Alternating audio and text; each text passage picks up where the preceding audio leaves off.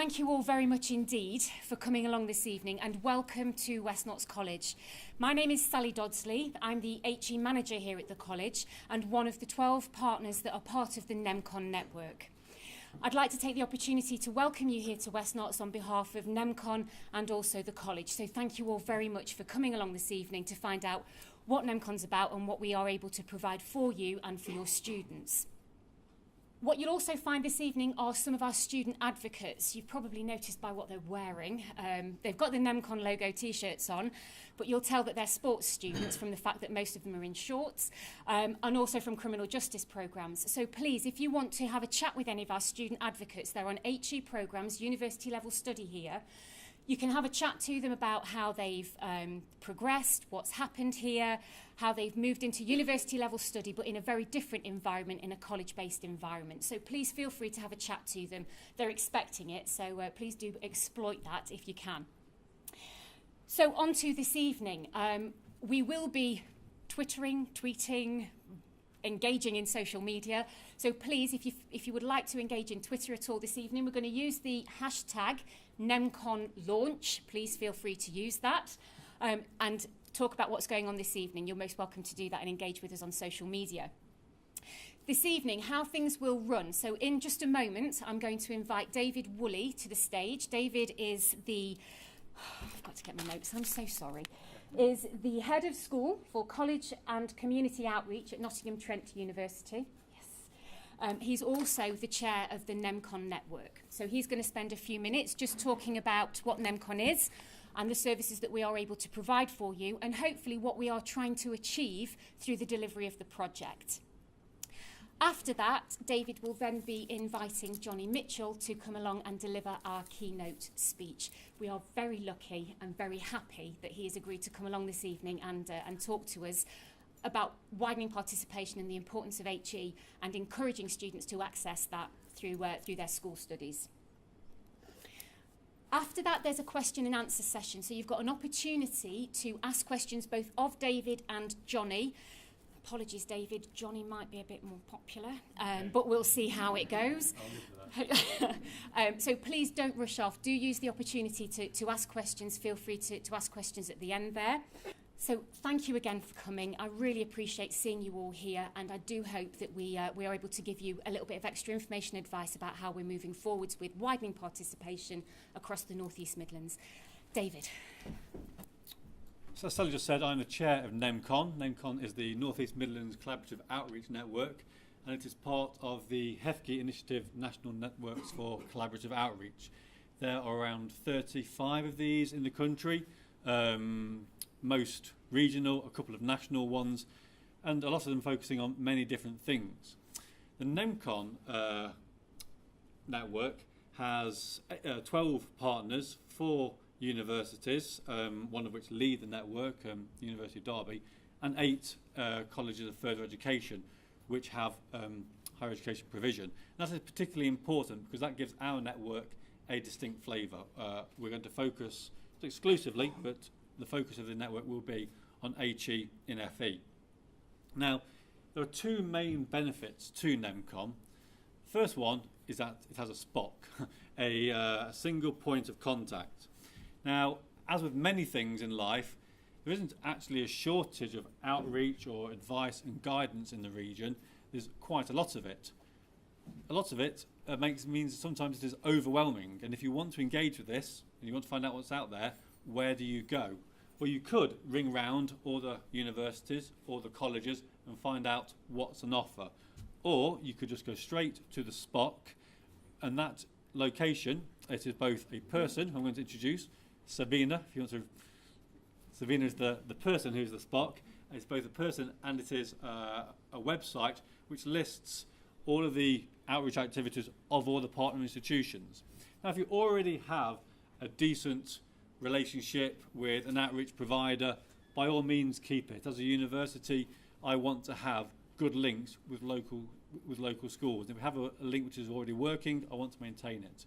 But if you want to see what else is out there, if you want to see what other providers can offer, if you have a particular need in your school, in your college, and you think one of the providers here can help you, please go to the SPOC, look on the website, and see what there is.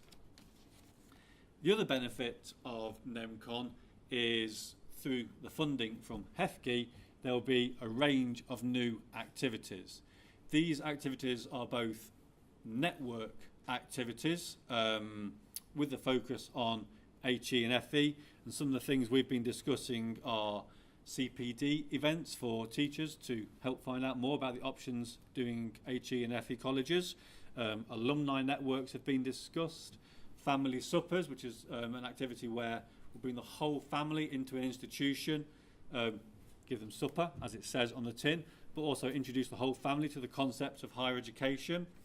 Generic HG talks, case studies of students who from schools and colleges who have successfully progressed through the education, through their educational career and gone on to university and then into professions. And new activities from each institution as well. My own institution, for example, is we're planning a MOOC, a massive open online course, something which we just would not be able to do without NEMCON funding. I know Bishop Grosseteste University has run a summer school which visited other universities, didn't just focus on that one university, it visited other universities to give the students a much broader insight into what is on offer at HE. So these are all activities which will add value to what's already happening in the region, but will would not have happened without the funding from NEMCON. So a lot of extra work, a lot of extra provision for the young people in the region. So to conclude, although this region has a good track record of outreach, NEMCON will bring an awful lot more collaboration and an awful lot more activities to the region. We really hope people engage with the activities. Come and talk to us at the stands tonight. Come and talk to Sabina to find out what the network can offer your institutions. And if we're not offering what you want, tell us. We're really keen to listen. We're really keen to get feedback. Now, I know, as Sally pointed out, I might get fewer questions than the keynote speaker tonight. So I'm not going to go on for too long. I'm now going to hand over to Johnny Mitchell from Education Yorkshire to tell us a bit more about the importance of the aims of this work. So, Johnny. People should aspire to go to university. Working in the schools that I've worked in, 4 of the 5 that I've now worked in, have been in pretty disadvantaged and deprived areas, you know, where aspiration is traditionally low. My current school, although I've only been there for a matter of months, is right in the centre of Leeds, in Hare Hills and Bermondsofts near St James's Hospital. And I was talking to a couple of colleagues, the PE people at the back. Hi there. You know, I've got 4 different key demographics in that school community. I've got 30% of my kids are white British, about 30% are British Asian, another 25% perhaps are Afro-Caribbean or African, and the remaining 10 to 15% are Eastern European, the vast majority of which are Gypsy Roma travellers, and they're a very transient population. Bringing together an aspirational culture for them actually even to attend school is an issue. Then trying to get them into post-16 studies, either in our own environment or beyond, is even more difficult. And the biggest challenge is saying to them, you know, at the age of 18, maybe you could go to one of those big places where you learn lots of things. And they don't even know what these things are. I mean, we work quite intensively now with, I don't know if people have heard of it, I don't know how local it is, Inter University. Am I getting any nods? Has anybody heard of it? I mean, Inter University is a brilliant charity, and I know it's, I think it probably started down south, but it's sort of diversified and come up north. We've had quite a lot of success getting our young people to go and spend time in their centres and to work with business mentors and academic mentors to try and say, actually, do you know, you are quite bright, but we know your family are poor and you've got a bad background, and it's difficult for us to inspire you and impel you into university education going forward. And they've never have thought of it before. We've tried, you know, I've tried in my previous school to get kids to go to university. We actually have a board at school where anybody that goes to university, we try and take their photograph just as they're about to leave, and we stick it on the wall. There are 7 pictures on the wall, okay? I have a year groups of 180. I have 7 pictures on the wall. My aim is to make that 25 over the next couple of years. My aim then is to maybe take that to 40. I have got, despite the challenging circumstances, my average point score on entry, for example, for my kids, is the 4th lowest in the country, all right? And I remember being at a school where the average point score from Key Stage 2 was 26.2, and it was called SIG minus. and going, oh, my kids are so thick, I'm never going to do anything at this school. I've got an APS of 21.5 at Cal, and a lot of my kids, nearly a third of them, come in with no Key Stage 2 schooling, even though they've been in this country. They've not attended school, and they arrive with us in year 10 and year 11. We are trying to give them the best chances in life, and that's what I'm passionate about. And obviously the government are intent on making sure that they attain the best grades possible and they make maximum progress. It is very difficult just embedding that culture into them, so then to have the added, it's not a burden, it's a responsibility, but the added responsibility then of trying to push them further and further and further to be better citizens, more rounded citizens, better contribute to society, is a challenge, and we don't undertake it lightly. I think some of the excuses I think are quite key. I've spoken to a lot of parents even in the last couple of weeks since we came back after the summer, of our year 10 and year 11 students in particular, and the excuses that they're coming out with, and I've had to write them down. I've translated them largely into proper English, and that's not a facetious comment. I didn't do higher level studies, so I'm not going to encourage my children to do higher level studies. I did all right, thank you. Okay, that's a comment that I've had 2 or 3 times. And this is particularly relevant in my school. Parents in immigrant families don't have the language skills to support their children's learning at home, and therefore their achievement is hampered. Now, we have a responsibility as a society, but also as a school community, to make sure that those barriers are removed like too sweet. Okay? Some parents, however much they want to, are just not strongly engaged in their children's learning, and perhaps some are even not that bothered. They basically want their kids out the door at 16 working, or in training, or at 18 earning money so that they can contribute to the household. The home culture, the attitudes of siblings and other family members do not encourage any aspiration for academic achievement.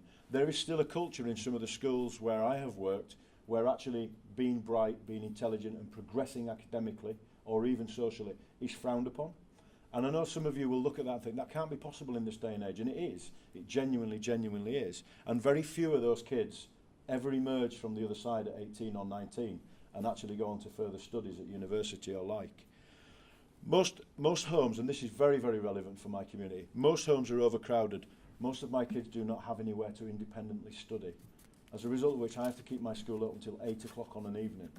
I don't have to, I choose to. It used to open at 5 until 5. I open my school until 8 o'clock on an evening. And I now get parents who have got so many children that they decide to come to school for a bit of a respite from their children as well. These are little things that we can do, aren't they, to help people along. But perhaps one of the biggest barriers is the fact that children do not want to stay at school until the end of the school day. I've recently undergone a consultation, and I'm undergoing a consultation with other parts of the community about lengthening the school day. And you would not believe the opposition to a lengthening of the school day. Well, from staff, clearly. Staff don't want to be there until 4 or 5 o'clock. And you get some head teachers that say, right, okay, the school day finishes at 3 for the kids, but then you've got directed time for 4 hours, and we expect you three days a week to be here until 7, forgetting that these are professionals. They've probably got families, they probably want to have a social life, and we have to tackle staff workload and work-life balance. And I think that's totally relevant. But a lot of our kids do not want to be there. A lot of our kids, it is their first aim to get out of the school gates, and that's a culture that needs to change as well if we're going to encourage them actually to be successful. The national economy is not the local economy. All these measures that were put in place to respond to the national economic demand didn't look after little pockets of West Yorkshire, for example, where 4 bed manufacturing companies had to close down because they didn't have a skilled enough workforce, despite the fact that demand for their products had tripled in the last 5 years. The local economy of Dewsbury is manufacturing beds, yet they could not fill the places, either through skilled or unskilled labour, to be able to continue with that. And guess where that production's all disappeared to? Yes, the subcontinent or China. And it's all gone back over there. And this was a real opportunity for a success story. You know, some families made millions and millions from setting up these businesses 40 and 50 years ago, and it became the hotbed. See what I did there? I didn't even realise I was going to do that, actually. God, I'm just so clever. It became an absolute hotbed, if you like, of bed manufacture. Yet that industry barely exists anymore, and there's one company remaining. Okay, and that's just one example how West Yorkshire's local economy has not necessarily been served by government demand. And I think what we need to do is get people, the decision makers, the young people of today that are going to be the decision makers, the drivers, the negotiators, the creators, the innovators, all those things. We need to get them through a system where they're prepared to stand up and actually challenge the sort of thing that's going on. Because I work so frequently and so intensively with vulnerable young people, I get this excuse culture sort of thrown back at me all the time. What can we do to try and get these young people into further and higher education? And it is a challenge, as I've said. And I suppose it's organisations and collaborations such as NEMCON and others that are springing up across the country that have a massive role to play in making sure that that happens. But one of the issues I have is talk about the teaching profession, because we're not preparing necessarily people to enter the teaching profession in the right way. I know a lot of people that have come to be maths teachers, because we've got a massive shortage of maths teachers at secondary level, they're failed bankers. And they said, it's all right, I can go and teach maths. And we all know that a failed banker has failed as a banker for a reason, and they're probably not going to be any good as a maths teacher either. But they will come in with the wrong sort of motives. They will come in with the wrong aspirations. They'll expect to be leadership within a couple of years. They're not prepared to serve their time. That's one of the areas where we're not helping ourselves. Teach First is a great idea, but it's called Teach First for a reason. After 3 years, they're going to bugger off and do something else where they can earn 3 times as much money. We've got a lot of successful Teach First placements in our school, and they're all working very, very hard. But I can see the little glint in their eyes. I can see the dollar signs already. They're already preparing to go and do their articles and become lawyers, compensation lawyers or whatever, because they know that they can write a blank cheque. It's a worry for me going forward, and we're not looking after that. I don't want to talk for too long because I am boring, and I was asked perhaps to leave a little bit of time for Q&A at the end of my 20 minutes or so anyway. But it seems like there's going to be a bit more than that. Thank you for listening. If there's anything you want to ask me, I'm all ears. You'll please come and talk to us. I do think there's it's quite a large network, 12 colleges, 12 institutions rather, but we want to do a lot of work. There's certainly the need out there, and we'll see what demand comes back. But I suspect the more people who can help with provision, the better. Plus the more ideas around the table. We've already got, I think, quite a lot of good ideas, but the more ideas around the table and different colleges offering different things, yeah, we welcome it. So, which college? Grantham.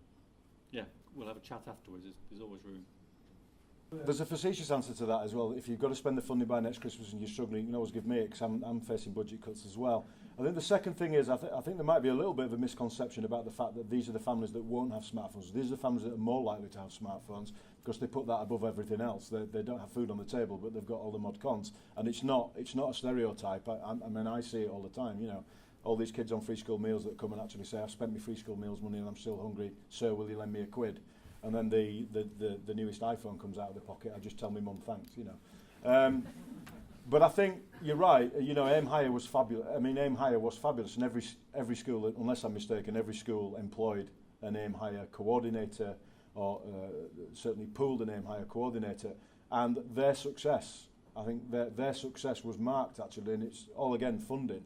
A lot of schools that I know have sort of an Aim Higher coordinator, but not Aim Higher anymore. They're just taken on that mantle. We've got one who looks after work experience and things like that. I don't think there's any substitute, however, for the face-to-face sort of thing. It's about event management. It's about using it's like using buildings, using community centres, using schools, which families are comfortable visiting, because that's one of the other issues, that they don't necessarily want to come over the threshold because they may have had poor experiences themselves at school or college or wherever it was they were. But it's about actually getting high-profile people from the school. So getting the heads, getting the deputies, getting the heads of year, or getting the heads of department that are well-trusted amongst the kids and amongst the parents, out into people's homes. I mean, my staff were absolutely shocked to high heaven when I said I expect my staff to do home visits to some of our hard-to-reach kids. All risk assessed and managed, and we knew where they were at all times, just in case they got shot or anything like that. But it is Hare Hills after all. Sorry, I've digressed again. But in my opinion, it's about going out and pressing the flesh a little bit and actually making a fuss of them. If you actually go out there and spend half an hour with them in their own homes, or in a social club where you know a lot of them meet, or for our faith groups, for example, in their community centres, go to the mosques and talk to them there, they feel like you've made an investment in them. So they're actually prepared to listen to what you've got to say. It's really, really difficult, because when you're talking about cultural sensitivities, you've got to get it right. You know, you can't just walk into a mosque and say, can I talk to the imam, or can I talk to the regional faith leaders? It doesn't quite work like that. So you've got to know the sensitivity. You've got to have people on the ground that actually know how to deal with these people. But it might, you know, I wouldn't say that the journey's ever completed, and but it needs to be about getting people out on the ground. It's like field officer sort of thing. There are other ways, though. We've worked with some companies, probably not as flash as the company that you seem to be talking about trying to engage people using apps and various other things. And obviously our standard communications through the website, text messages, and, you know, bombarding parents with text messages saying, remember, there's an information evening this evening. You can win an iPad if you turn up. They can, but they don't know that. I ain't got any iPads left. But but you incentivise them to come. You stick them in a prize draw. You'll say that they can get free revision guides for their kids when they're in year 10 and year 11, so that they're not shelling out 2, 3, 4 quid for every subject that they're doing. So if they turn up, they have to listen to you for an hour and a half. They have to go around your market stalls. They have to go and look at all the other providers that are there represented, and setting things like that, like fairs and stalls and market areas up in schools on dedicated evenings, and really pushing the marketing for it, using social media, using text, using apps, does work. And even if you only get 1, 2 or 3 more kids out of 100 accessing the services that you want them to access, then it's a success, because we know that kids, students, whatever, they bring cash with them, and it you know, it's all about ploughing that furrow going forward. So probably more than a 30-second action plan. But going back to the example, the point I was making was about the external pressure at national level that central government's placing on schools in terms of their accountability. I was chatting to secondary colleagues at the back, talking about, you know, they have to do this, they have to do that. We know what's best for them, but we had ready-made employment opportunities for these kids for over the next 5 years going into these places. But because sometimes you are narrow-minded, and let's face it, I wasn't the only school in Dewsbury. There are 5 other schools in Dewsbury. I can't dictate what their curriculum is, although we had a curriculum that we thought was vocationally tailored, that would produce, if you like, a purchase order for the employment market, i.e. get me some of them, get me some of them, get me some of them, and let's have some academic high flyers, let's have some going to college, let's have some doing apprenticeships, or let's have them do some vocational engineering or whatever. We had that plan in place, but other schools maybe that were more vulnerable to Ofsted, for example, they felt that they couldn't go down those routes, and sort of, if you like, abandoned their core principles of getting the kids their next steps in favour of satisfying accountability measures. I find that absolutely disgusting. I don't blame the head teachers or the senior leadership teams of those schools. The blame is firmly at the door of politicians who know next to Jack about actually what's required in the economy and what's required in our education system. I'm at risk of becoming a political mouthpiece here, and I am a socialist, and I'll mention it now, but not quite as left as Jeremy Corbyn. I don't think. And I do think that, you know, edicts coming down from central government need to be ignored. I think head teachers need to stand up and be stronger as a collective and say, actually, whether or not you will let us be outstanding or good, if we don't do this or we don't do this, we should just say, well, knackers to you. And excuse my French, it's rubbish. We should be looking after the next generation of kids, having appropriate aspirations for them, because I still get parents, Asian parents in particular, Indian parents, who will come and their child will be working towards level 1 when they arrive in year 7, but they are going to be a doctor. Well, no, they're not. And you have to have appropriate aspirations. We're not going to knock in anybody, but we need to be saying, hang on, this is what you're capable of academically, this is what you're capable of going forward. Let's give you everything in our power to make sure that you are successful in your chosen line. And I think government interference needs to disappear. And the sooner devolution happens and we look after our own local education systems, the better. That wasn't political. We'll take a breath now. It's all right. I can add something to that. I think it's an interesting point about the aspirations. It seems to be certain cohorts with very low aspirations who need them raising, and certain cohorts with far too high aspirations who aren't interested in these inspirational opportunities that you mentioned. It's possibly also something about not knowing what's behind these opportunities, and maybe that's something to do with the state of careers advice in the UK at the moment. I think a lot of jobs might, on the surface, look quite dull. I gave a speech at the university the other day. It was my old college who asked me to give a motivational speech to their year 13s who were about to leave, and I was thinking, well, middle manager in the middle ranking university in the middle of the UK probably isn't going to inspire them if that's all you look at. But if you look behind that, it's actually a pretty good job, and I do get an awful lot out of it. I think there's something about helping young people understand what is involved in jobs, what is involved in apprenticeships, and although on the surface, compared to everything else, it's easy to dismiss, but it actually will lead to quite a long and rewarding career if you work hard at it. I think just a tiny addition to that, talking about, I mean, I didn't address the apprenticeships issue, but apprenticeships are a fabulous idea and we try and push them, and I know a lot of colleagues of mine in the local authority area try and push apprenticeships, but I think there's still a strong feeling amongst senior educationalists in secondary school level that apprenticeships aren't appropriately marketed. They need to be more vociferously marketed so that people can find out what's beyond them and what the opportunities are that go beyond. And I know quite a lot of head teachers are in talks with various people across industry to look at that through things like business enterprise partnerships and chambers of commerce, because obviously the numbers of them coming on stream is rising significantly, and rightly so. And with our current, if you like, local and national economy requirements, I suppose it's absolutely essential that we fit people into different areas of industry. Yeah. There are a number of already existing activities which are sort of in the flyers and the leaflets on all of the partner stands around the room. So after this, go and have a look at them. I think the range will be one of the key benefits of the network is the broad range of providers. Lots of different opportunities for you to progress into higher education courses of all sorts, of all shapes and sizes. We are, as a network, developing new activities, but we haven't yet. So if you would like to sit down and tell us what sort of thing would benefit the college, the school, whatever, we'd really like it. Both as a network and as an institution, Nottingham Trent with an outreach team, feedback is, for all of us I guess, is gold dust. And we are willing, and we have the resource to offer, to devise all sorts of different activities. Tell us what you want, and we'll do our very best to get them. So yeah, come and talk to any of us afterwards. We'll come out and see you, and we'll devise what we can.